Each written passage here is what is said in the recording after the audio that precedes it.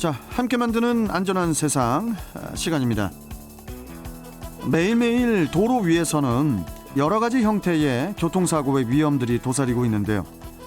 이전의 교통사고 판례를 통해서 더욱더 안전한 세상을 꿈꿔봅니다. 오늘은 기타 보행자 사고에 대해 교통사고 전문 한윤기 변호사와 이야기 나눠보도록 하겠습니다. 자, 한윤기 변호사님 나와 계시죠? 예, 안녕하세요. 예. 자, 한윤기 변호사님, 봄이 성큼 이게 좀 이렇게 다가오고 있지 않습니까? 예, 그렇죠. 예, 뭐 아직은 뭐 이렇게 따뜻한 느낌은 안 들지만은 그래도 이제 날씨가 풀리면 시내 도로뿐만 아니라 그 교외 도로를 걷는 그런 또 야외에서 걷는 보행자들이 늘어나게 될 텐데 아무래도 이맘쯤에 그 각종 보행자 사고들도 늘어날 수밖에 없겠죠. 예, 그렇습니다. 예. 말씀 좀 해주시죠. 예. 예. 그 날씨가 풀리면 예, 아무래도 확정 보행자 사고가 많이 일어나게 됐죠. 예, 예. 맞습니다. 예. 뭐 답지를 좀 뭐 놓치셨나 봐요. 아닌가요? 자, 좀 다음 질문으로 좀 가볼게요. 그러면 예, 예. 가장 먼저 우리가 이제 생각을 해볼 수 있는 것이 보행자가 이렇게 우리가 이제 인도를 걷는 경우일 것 같거든요. 예. 인도 보행 중에 뭐 차량에 의해서 사고를 당하는 경우, 뭐 그럴 경우에는 이렇게 보행자의 과실은 없는 걸로 봐야겠죠. 보행 중에 예. 차량에 사고를 당했으니까. 예, 그렇습니다. 네. 차도를 주행하던 차량이 갑자기 인도로 튀어 올라와서 보행자를 충격했다면 네. 당연히 차량의 과실이 100%입니다. 네. 네. 그런데 인도에서 발생한 사고라고 하더라도 건물이나 주차장 진입로, 공사 현장 진입로, 아파트 단지 진입로, 그리고 차도에서 골목으로 접어드는 지점 등에서 발생한 사고는 비록 인도에서의 사고이긴 하지만 차량이 출입하는 곳이기도 하기 때문에 네. 보행자에게도 10% 정도의 과실이 평가되고 있습니다. 보행자에게도 10% 정도의 과실이 평가되고 있다. 그러면 다음으로 또 생각을 해볼 수 있는 것이 인도하고 차도의 구별이 없는 그런 주택가 이면 도로를 또 생각을 해볼 수가 있을 텐데 이런 곳에서 발생한 사고는 어떻게 될까요? 이처럼 인도와 차도의 구별이 없는 주택가 이면 도로에서는 차량을 마주보고 길 좌측 가장자리로 보행하는 것이 바람직한 보행 방법입니다. 보행자가 차량을 마주보고 좌측 가장자리로 보행했다면 보행자의 과실은 없는 것으로 보지만 차량을 등지고 우측으로 보행하다가 사고를 당했다면 보행자의 과실을 5에서 10% 정도로 평가하고 있습니다. 이와 달리 보행자가 도로 가장자리가 아니라 도로 안쪽으로 걷다가 사고를 당한 경우는 보행자의 기본 과실을 15% 내외로 보고 무단횡단을 한 것과 별반 차이가 없는 경우는 무단횡단의 경우에 준해서 주간에는 20% 정도, 야간에는 25에서 30% 정도의 과실을 평가하게 됩니다. 그리고요, 변호사님.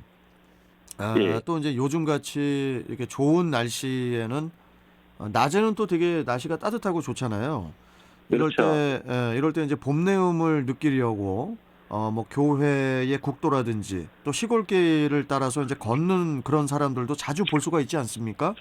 예, 그렇죠. 이처럼 고속도로 말고 국도를 따라서 고속도로는 사람이 안 걷지. 예, 국도를 따라서 보행자가 걷다가 그러다가 사고가 난 경우에는 어떻게 되나요?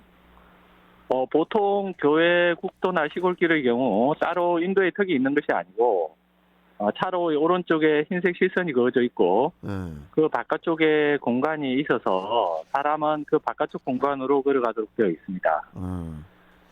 차도 바깥쪽 갓길이 넓어서 차도에서 멀찍이 떨어져서 보행자가 걷고 있었다면 보행자에게 과실을 묻기가 어려울 것입니다.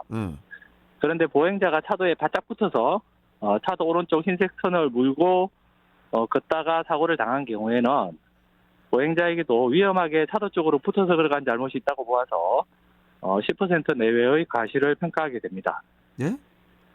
그렇지 아니, 않고 예. 아니 이렇게 좀 날씨가 따뜻해서 네. 봄을 좀 느껴보겠다고 보행자가 차도에 좀 이렇게 바짝 붙어가지고 뭐 깜빡하고 잠깐 이렇게 바짝 차도에 붙을 수도 있는 거고 그렇게 해가지고 차도 오른쪽 흰색 선을 이렇게 조금 이렇게 물고 걷다가 사고를 당했다고 해서 보행자가 10% 과실이 있을 수 있다고요? 이거는 이거 믿어지지가 않네요. 예, 아무래도 그 차도에 흰색 선을 물고 걷게 되면 예, 예, 예. 아무래도 차들이 차도를 오른쪽으로 진행하는 차량과 충격될 가능성 위험성이 크죠. 예. 보행자가 스스로 자신의 안전을 살피지 못한 것에 대해서 10% 정도 과실이 평가될 수 있고요. 그래요. 네, 그리고 그렇지 않고 보행자가 아예 흰색선 안쪽으로 들어와서 차도 쪽을 보행하다가 사고를 당한 경우에는 아유, 그러면 안 되죠. 위험하게 차도를 보행한 과실이 있으므로 주간에는 15% 내외, 그리고 야간에는 20% 내외의 과실이 평가될 수 있습니다. 보행자가.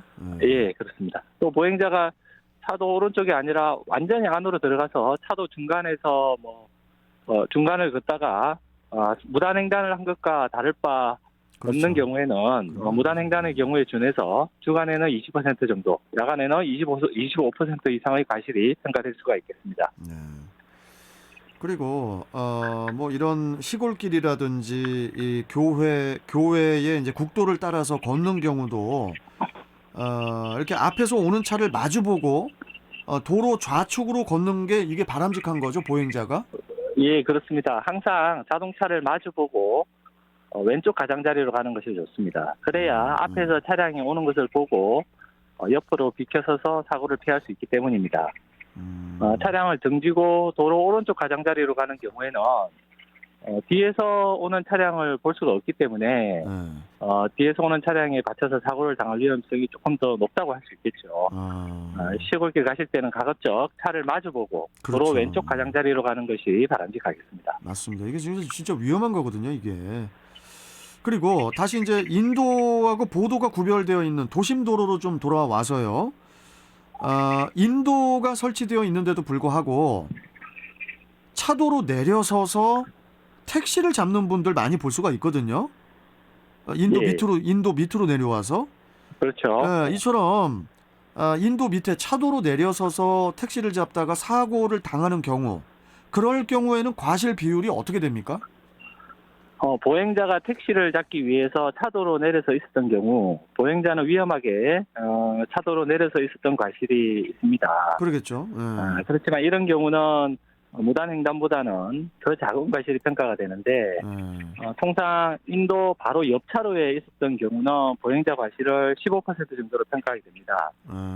그렇지만 택시를 잡으려고 차도 안쪽을 드나들면서 움직이다가 사고를 당한 경우에는 무단횡단의 경우와 유사하게 평가가 되는 경우도 있는데 그러겠죠. 실제로 야간에 차량의 통행이 빈번한 차도상에서 택시를 잡다가 사고를 당한 피해자의 과실을 30%라고 본 사례가 있습니다.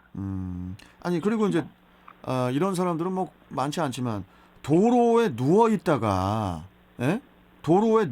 사고를 당한 사례도 종종 보도가 되고 그러지 않습니까? 그렇죠. 이런 경우는 어떻게 되는 거예요, 변호사님? 도로에 누워 있다가 사고를 당한 사례가 자주 보도가 되고 있습니다. 사람이 서 있는 것이 아니라 바닥에 누워 있으면 차량 운전자가 누워 있는 사람을 발견하는 것이 쉽지가 않습니다. 특히나 야간에는 더욱 힘들죠. 그렇죠.